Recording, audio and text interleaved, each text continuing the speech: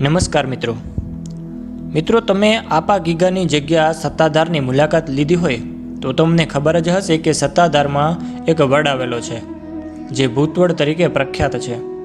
પરંતુ શું મિત્રો તમે જાણો છો કે આ પવિત્ર જગ્યામાં એક ભૂત ક્યાંથી આવ્યો જે ભૂતડા દાદા થઈને પૂજાય છે અને અનેક લોકોના દુઃખ દૂર કરે છે।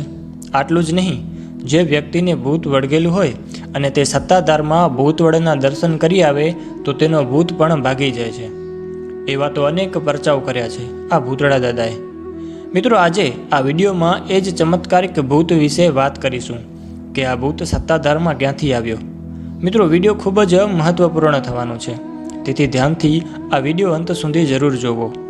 શરૂઆત કરીએ તે પહેલાં જય આપા ગીગા લખીને નીચે કોમેન્ટ જરૂર કરજો। મિત્રો કહેવાય છે કે તે સમયમાં આપા ગીગાનો ડંકો ના માત્ર સૌરાષ્ટ્ર પરંતુ આખા ગુજરાતમાં વાગતો હતો। આપાના ધામમાં ભૂખ્યાને ભોજન મળે અને ગાયોની સેવા થાય।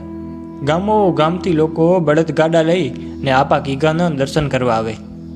મિત્રો એક વખતની વાત છે, બગસરાની બાજુમાં માવ ઝીંઝવા કરીને એક ગામ હતું અને ત્યાંથી ગાડા ભરાઈને આપાના દર્શન કરવા આવે। એકવાર આ ધામમાં માવ ઝીંઝવાનું એક ગાડું આવ્યું હતું। તેમાંથી એક માણસે આપા ગીગાને ફરિયાદ કરી કે બાપુ, અમારા ગામમાં એક ભૂવો છે જેમની પાસે એક ખતરનાક ભૂત છે અને તેનાથી આખું ગામ ડરે છે। આ ભૂવાએ તે ભૂતને પોતાના વશમાં કરી લીધું છે, એટલે તેમની સામે કોઈ ચડતું નથી। આપા, હવે અમારે શું કરવું જોઈએ? ત્યારે આપાએ કહ્યું, અરે બેટા, એમાં મૂંઝાવાનું શું હોય? તે ભૂવાનું નામ શું છે? પેલા માણસે કહ્યું, કરમણ ભગત। આપાએ કહ્યું, હા, તો એ ભગતને તમે અહીં પાછા આવો ને તો લેતા આવજો અને કહેજો કે સત્તાધારના આપા ગીગા તમને યાદ કરે છે। ધીમે ધીમે સમય વીતતો ગયો। પછી એક દિવસ માવ ઝીંઝવાથી એક ગાડું સત્તાધાર ધામ તરફ ચાલતું થયું।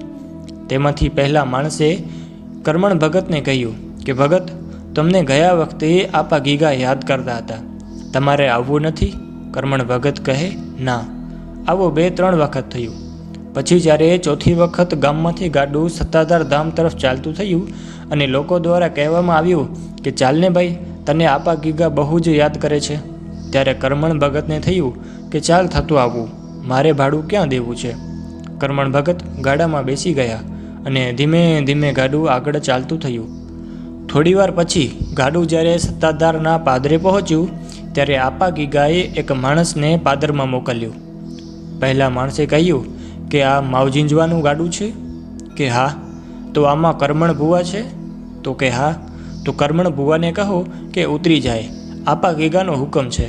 આ વાત સાંભળીને કરમણ ભગતના રૂવાડા ઊભા થઈ ગયા કે આપા ગીગાને ખબર કેવી રીતે પડી કે આ માવ ઝીંઝવાનું ગાડું છે અને આની અંદર કરમણ ભૂવો છે? ત્યારે ભગતે પહેલા માણસને પૂછ્યું કે મને અહીં ઉતરવાનું કેમ કહ્યું? પહેલા માણસે કહ્યું કે હમણાં સાંજ થઈ જશે અને આપા ગીગાની ગાયો આપાના આશ્રમ તરફ વળતી હશે, ત્યારે તમારે તેમની પાછળ પાછળ આવવાનું કહ્યું। કરમણ ભગતે આપાની આજ્ઞાનું પાલન કર્યું। હવે ભગત ગાયોની પાછળ ચાલવા લાગ્યા। કહેવાય છે કે કરમણ ભગત કાળા કપડાં પહેરતા હતા અને ગાયોની ખાડીઓમાંથી ધૂળ ઉડતી હતી। મિત્રો જ્યારે સત્તાધારના પાદરમાંથી ભગત ગીગા આપાના આશ્રમમાં પહોંચ્યા તો ભગતે પહેરેલા કાળા કપડાં એકદમ સફેદ થઈ ગયા હતા। આ જોઈને કરમણ ભગતના હોશ ઉડી ગયા અને કહેવા લાગ્યા, ઓહો, આ સંતના દર્શન તો જરૂર કરવા જોઈએ।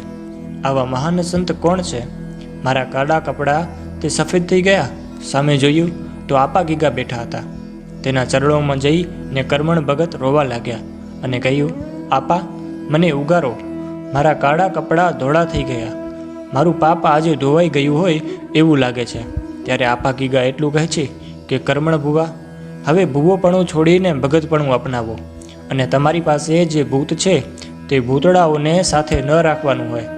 ત્યારે કરમણ ભગતે કહ્યું, તમે ખરું કહો છો આપા, મારે હવે ભક્તિ કરવી છે, પરંતુ આ ભૂતને ક્યાં મૂકવું? ત્યારે આપા ગીગા કહે કે તમારી પાસે જે ભૂત છે ને એને સામે વડલે મૂકી દો। કરમણ ભગત કહે, આપા, ભૂતને મૂક્યા પછી મને નડશે ખરા, મને હેરાન કરશે। આપાએ કહ્યું, તમને હેરાન નહીં કરે, કારણ કે તું હવે ભૂવામાંથી ભગત બની ગયો છો, તારામાં ઠાકરની ભક્તિ આવી છે, હવે તને આ ભૂત થોડો હેરાન કરે। અને જ્યારે સત્તાધારની જગ્યામાં કંઈ નવું જમવાનું બનશે ત્યારે સૌથી પહેલાં ભૂતને પીરસવામાં આવશે, એટલે તને હેરાન નહીં કરે. આ રીતે એક ભૂત સત્તાધારમાં આવ્યું અને આ વડ ભૂતવડ તરીકે પ્રખ્યાત થયું. તો મિત્રો, શું તમે પણ ક્યારેય સત્તાધાર ગયા છો? આ ભૂતવડના દર્શન કર્યા છે? નીચે કોમેન્ટ કરીને જરૂર જણાવજો. અને વિડીયો સારો લાગ્યો હોય તો વિડીયોને લાઈક કરજો, મિત્રો સાથે શેર કરજો અને આપણી ચેનલને સબસ્ક્રાઈબ કરજો. ધન્યવાદ.